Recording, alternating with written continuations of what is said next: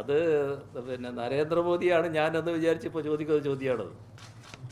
ഞാൻ കളവ് പറയാറില്ല സാധാരണ, ഉള്ള കാര്യം മാത്രമേ പറയാറുള്ളൂ.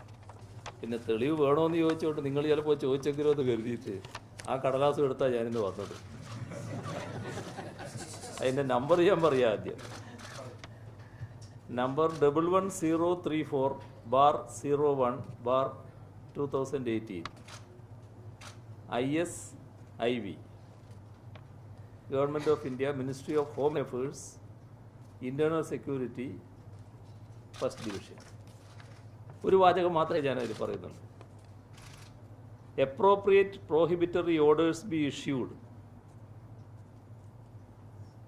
Appropriate prohibitory orders be issued and a close watch may be kept on dissemination of adverse information through social media and internet services to ensure that no breach of law and order takes place.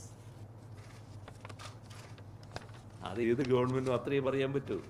Narendra Modi പ്രധാനമന്ത്രിയാണ് എന്നുള്ളത് കൊണ്ട് ഇപ്പം അദ്ദേഹം വന്നിട്ട് ശബരിമലക്ക് ഈ supreme കോടതി വിധിയുടെ സ്പിരിറ്റിനെതിരായി സംസാരിക്കുന്നുണ്ടെങ്കിലും പ്രധാനമന്ത്രി എന്ന നിലക്കുള്ള കേന്ദ്ര ഗവൺമെൻറ്റിന് അതേ നിലപാടെടുക്കാൻ പറ്റും. അത് തന്നെയാണ് ഇവിടെ സംസ്ഥാന ഗവൺമെൻറ്റും എടുത്തത്. അത് ഏത് ഗവൺമെൻറ്റും അതേ നിലപാട് എടുക്കാൻ പറ്റും.